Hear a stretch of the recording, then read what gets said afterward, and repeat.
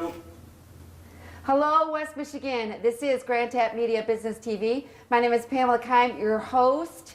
We are in the Grand Castle Library, which is the jewel inside the Grand Castle and located in Grandville, Michigan. We want to thank Roger Lucas, the designer and builder of the Grand Castle, for allowing us to interview out of this wonderful library. I have a very special guest for you today. I've known him for some time, and I wanted him on my show because I'm kind of curious of how he's pivoting during COVID and what his some of his thoughts are in the future of in the year of 2021. Welcome to the show, Joel Langlois, who owns DeltaPlex, and you own other businesses also, right? I do, yes. Yep. Yes. Yep. And he ran for office. I did. So let's talk about, I'm so glad you were able to find the time to me. It took a little while, but we ended up being here. And I just want to talk about DeltaPlex. I've been around in our community for a long time, and you probably had a lot of things booked, and then COVID hits. And what do you do with such a complex, and how do you pivot when you're doing events? And I think I went there for like a merchandise kind of thing. People brought their merchandise in and things like that. How are you doing? Well, we're essentially closed. Okay. We have been obviously since March of last year. That type of business where you have large gatherings of people, based on COVID, is difficult to operate safely. So yeah, we closed down. We're the first to close, and we'll more than likely be the last to open. Why would you be the last to open? Well, just based on the physical needs and how COVID is passed, and it's passed in large crowds, and that's what we do, is large crowds. And so our industry in general has been again, we'll be the last to open because of the crowds that we generate. So well, okay, yep. I've been to your Delta Plex for concerts.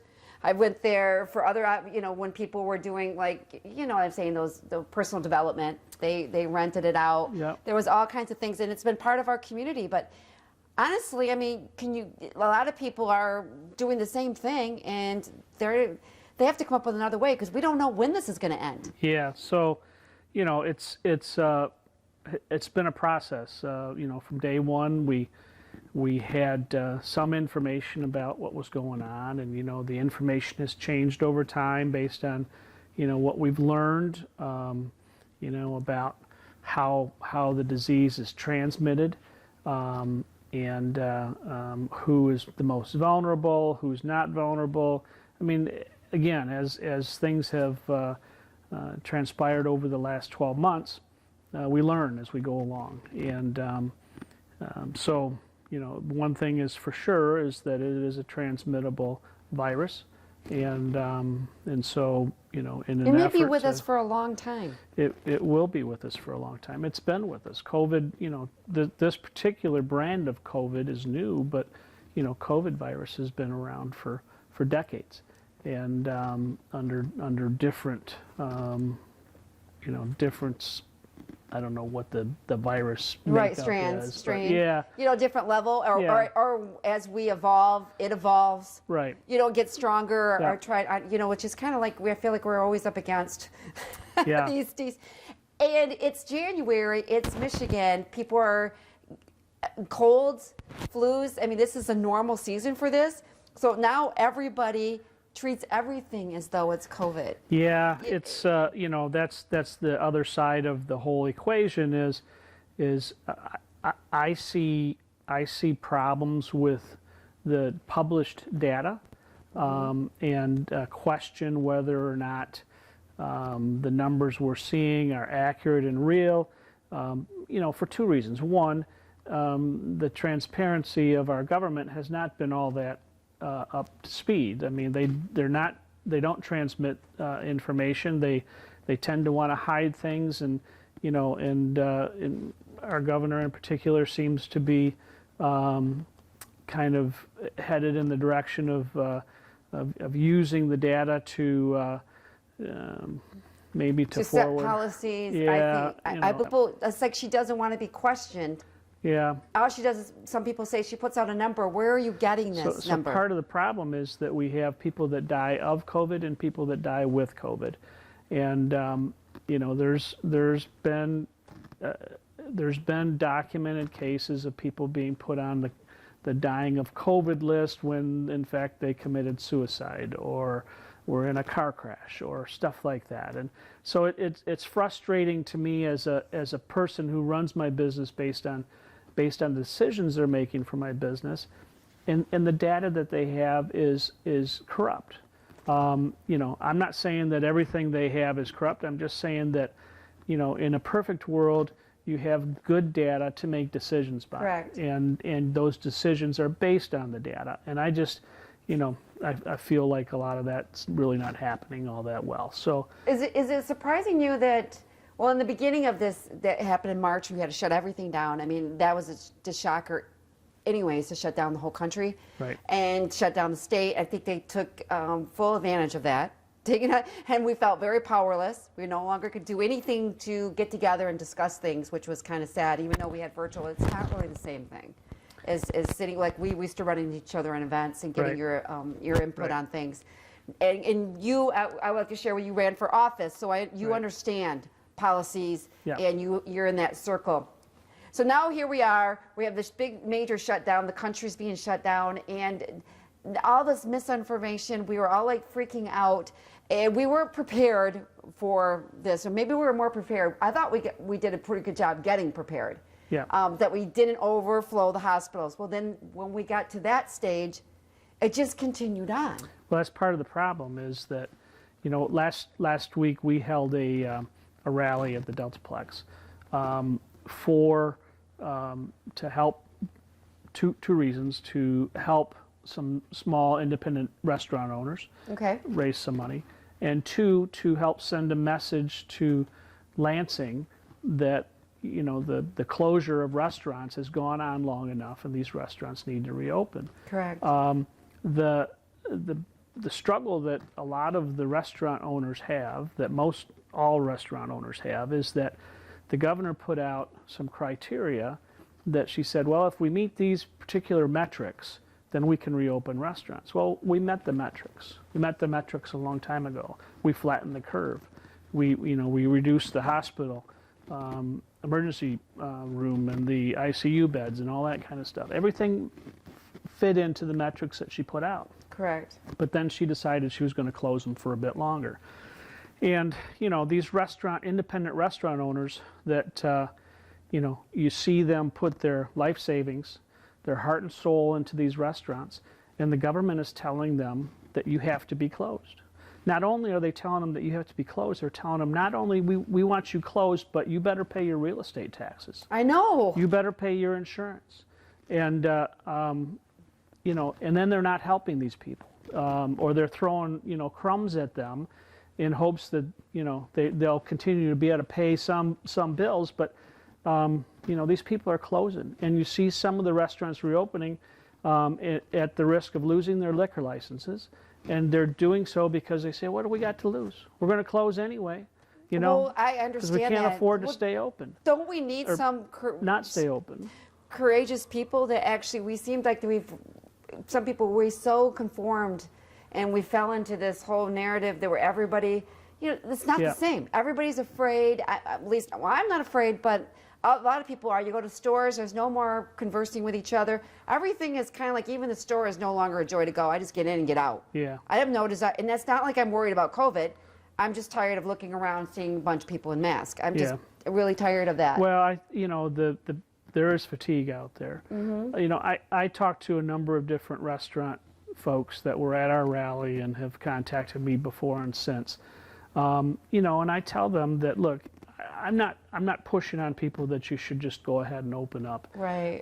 It's a personal decision for people. People have to decide. It's a big one. Yeah, they have to Yes. decide on their own. Mm-hmm. And you know, there's people out there that say, well, you guys have to open and push back against the government. Well, you know, until they own a restaurant, they understand what it's like. It's awful. It's real easy to sit in the back and tell people what you should do. But I've owned restaurants in the past, and I understand what it's all about. And It's a personal decision for every restaurant owner to decide if they want to push back on the government or not. I just think that the government needs to get out of the way. Restaurant owners do not want charity. They want to open up because the charity they get, you know, might help pay their tax bill to the government, might help pay their insurance, but it's not helping the mom who's the bartender or the waitress or the cook. It's not helping those people. Those people want to get back to work and start supporting their families, and they can't do it because their employer is closed under a government order. Correct. So it's very frustrating. I get it. You know, restaurants are not the only small business that have been affected by our government. You know, my business, I have the DeltaPlex in the intersection. Those are large group gatherings. I get Correct. that. I understand. I'm not pushing to start holding events now at those places because I want people to feel safe, but you know, again, I'm a guy that believes in people ought to have personal liberties. They ought to make personal choices. Instead, you know, when we first opened, we first had the COVID, everybody was locked down. Okay. Factor comes in. Yeah. You know, everybody rally together, and I think that's what we're suffering from now. We thought people were going to rally together, and people are typical people. I mean, you know, they're making a living. They're afraid of losing their liquor license. Yeah. They're not going to do that. Okay. When did we go from? This is my concern about where we're headed with this, Joel. Is when did your health become my responsibility? Yeah. I mean, before it was like your response. And some of the people that are advocating this, I will have to be honest, they don't look very healthy in other aspects of their life. And I'm supposed to make sure you don't even take care of that part of your life. And I'm supposed to make sure. So I'm a little upset that I'm supposed to walk around and I care about people. Of course I care about people. I want them well. But when did your health become my responsibility?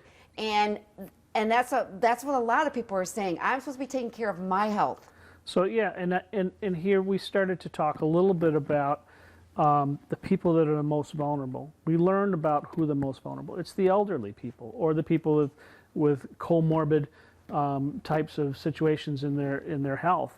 But instead of saying to the elderly, you guys are more susceptible, you should be quarantined, we said, let's quarantine everybody. Right. And that doesn't make any sense to me. So, and not only that, our governor put COVID patients in nursing homes. After we determined that these are the most vulnerable people to die from the disease, she makes the decision that, well, we're going to start putting people in there that have COVID. I think, you know, the situation where her and her attorney general are now going after a former governor, I think that's going to come back to bite her, because come the future, if that's what we're doing, I think she is certainly going to be open to prosecution for killing these elderly people by putting COVID patients in the nursing homes. That's what it felt like when we were in the country shut down, is that we were watching all of this stuff happen, coming out on social media, which is not always the best way to get your information because it's very much attention driven, right? And then watching this happen, and then having them stand on platforms saying how much they care, and they're taking out the most vulnerable people that they can't go anywhere. Well, she started out wrong, in my opinion, when she started throwing out regulations. You can go to Walmart, you can buy anything in the store, but you can't buy paint there. Correct. Or you can't buy furniture, you can't buy a lawn chair, because that's wrong at Walmart. Even though you can buy anything else, you can buy the stuff on the shelf next to it and the stuff on the shelf next to it, but you can't buy this. Or you can't hire the neighbor kid to cut your grass, but you can go to a marijuana store and buy grass. Correct. Or you can stand in line to buy a lottery ticket. You could even buy plant seeds. Yeah. So if you wanted to have a garden to fill your time because you're on a lockdown, remember that went all the way through the almost May, and you're sitting there going, you can't even grow a garden. Right. So it's, I mean, the problem that she had is either she's not smart enough to understand that those regulations are illogical, or her advisors are giving her bad advice, or there's some sort of political rationale behind it that she doesn't want to share with us. I don't know what it is. All I know is it didn't make sense. I think the average person said it didn't make sense, and because of that, I think that's where she started out on the wrong foot, and that's why she got so much pushback. I would absolutely support what's right for our community if there was logic behind it, if there was science behind it, but these decisions were the foundation for her moving forward on what she did with COVID, and it was a bad foundation. It was bad decision making. The whole putting people in nursing homes. I saw that right from the beginning. I spoke out against it. I have a little bit of inside information on that because I know people that are on boards at nursing homes, and well, they put them at risk. Yeah, they put their staff at risk. Everybody, their families at risk. Yeah, that's the part. It wasn't just the elderly; it was the people that took care of the elderly, and everybody was at risk. And it's not like there wasn't space for people with COVID that they could have set up. I offered the DeltaPlex. I contacted Spectrum Health, Kent County Health Department, and so on. I said, look, I got a big old building I can't use. Let's figure out how to put a hospital here or put beds in here or do something. I'll give it to you to let you use it. In fact, I had the FEMA distribution of PPE equipment out of the DeltaPlex early on. I donated space to them for quite a number of months, and I wanted to be part of the solution. And sure. So I mean, there were options, but so there's no, I won't listen to them say, well, we had no choice but to put these COVID patients in with people in nursing homes.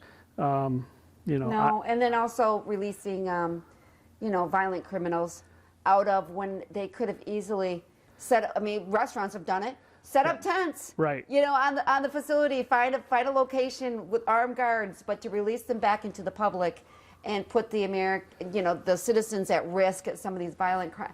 I saw that was appalling. Bad decision making, and I'm afraid a lot of those decisions were politically motivated. Yeah, and certain political, they were in office, and I went to their website, and they weren't posting in defense of law-abiding citizens that were just defending themselves, and they were getting arrested, or they were, the violence that was going on downtown and things like that. You're standing there, I was just like, where were the leadership on people that we trusted?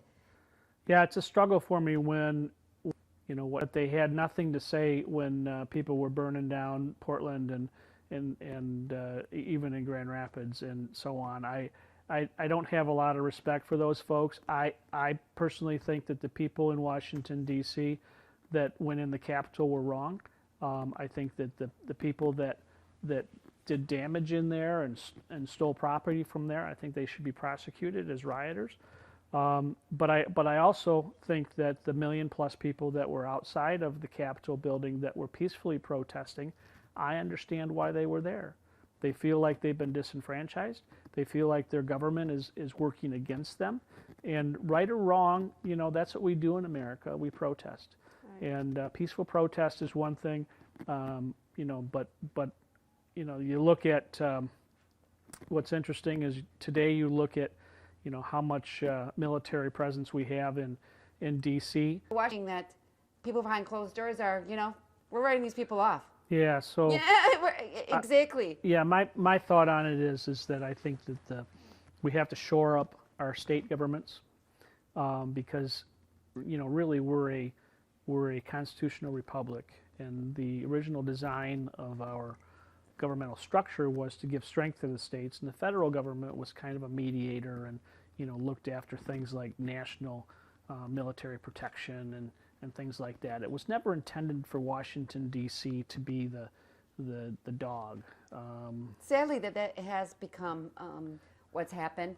And of course, the 3 branches of government. And I don't know what the future's going to hold. If even they'll have a voice, who cares? Yeah. We're going to do what we want anyways. And so, like a mob kind of situation where it's hijacked, and the hijack, you know what I mean? Hijacked, the Congress. Not really sure, but as people talk behind closed doors, they're very nervous. They're very upset about them going after certain people that don't follow their political beliefs, Yeah. that speak out. And so what if you speak out? I'm not asking you to believe in what I believe. I'm just saying that I want a voice, Yeah. and some people may agree with me. Well, What is that? Yeah, our country was formed on the concept that we were ruling by the people. And that's how it's supposed to work. Today in Washington, D.C., it's interesting because you have our congressional building, you have the White House, you have all of our governmental buildings surrounded by office buildings for miles. And these office buildings are full of political action committees, lobbyists, special interest groups, and so on. And that's what's feeding those folks in Washington, D.C. And, you know, when you have, the reality is the money is what's driving D.C. One of the things that President Trump did for us over the last 4 years was to expose the corruption, expose the swamp, also expose the media for what they are. The social media has done a good job of exposing themselves over the last few weeks for what they are. Yeah. And, you know, so that's where I think the state government has to become stronger. Every state in our country needs to stand up and develop the form of government that they want in their state and send the message to Washington, D.C., you're not going to control our state. So, you know, like Well, what do you, the Texans not wanting Californians to, you screwed up your state, don't become moving over here Right. and taking over our state that we've been building. You know, Austin is pretty much, I don't know, it's got problems. But do you understand we're not even coming together as states anymore because we're all trying to keep your ideas over there. Don't bring that here. Yeah, well, the politics, division of politics has been really strong over the last few years. I personally think that it started, you know, it started before President Trump. I think there was some division being sown with prior presidents, and I say that plural. And I really believe that, you know, moving forward, obviously we have to unite as a nation. We have to understand that the real winners of our internal discord are China and Russia and Iran, and our enemies are the real winners of the internal discord. So Correct. we need They're to come probably together. laughing their head off. Oh, about they this. love it, and you know they're also probably fueling it in some form or fashion, but through social media. And so people need to, you know, if you care about our country, you need to understand that though maybe I disagree on certain political positions with my friend, and I have a lot of friends that I disagree with and that Correct. disagree with me, but they're Oh, I still do my too. friends. Yeah. And I don't, if good people don't step up and condemn that kind of stuff, we're all in a world of hurt. I mean, you have to, I've condemned people on my side of the political spectrum lots of times for spreading things that just aren't true. Correct. Or for attacking someone for their viewpoint. You know, cancel culture and all that. Someone might say something I don't like, but I don't think, well, you should be fired or you should resign or whatever, you know. And they can be really tough when they're out typing on their keyboard, and you know they can make threats and tell everyone they should boycott this business or boycott that business because I don't agree politically with the guy that owns the business or runs the business. For people to kind of wake up. We need a leader that wants to create that. That's willing to reach out and invite the other side in, and B, slap the hand of the people on their team that are continuing to sow the discord. And you know, Biden wants to be that guy. Biden needs to reach out to the Republicans, and he needs to put a muzzle on some of the people on his side of the aisle. Do you foresee him doing that? I don't know if he is or not, but if he ever asks my opinion, my opinion will be that's what he needs to do. And, have you ever wanted to run for office again? Yeah, well, I have no plans to run for office at this point. So, but I think that good people need to step up, and you know, It's a lot of money to run for office. You know that. Yeah. So you have to understand that people are watching this, and your families, if you're not in the political realm, and Yeah. it gets so attacked. Oh yeah, you your know, family gets attacked. When I was running for Congress, 2 years, well, last year and prior, my kids would receive, vile emails and posts and stuff like that. They didn't deserve that. They didn't sign up for that. And my wife, she always worried about me and all those kinds of things. But it's, there's no. It seems like there's a real lack of civil. what should people like? Okay, people always ask me this on the poster. They feel somewhat powerless because they did put their vote in, which they're questioning if it was. Do you know what I'm saying? Yeah. That untrust. Where do we go the next election in 2 years from now? Yeah. When people go to vote and whatever you foresee, it's going to be here before you know it. Right. How should we feel casting our vote, and what can we do as citizens? We went to Washington. They do when you say do something. You guys have what? Well, I think the first thing that needs to happen is we need to restore confidence in our electoral process.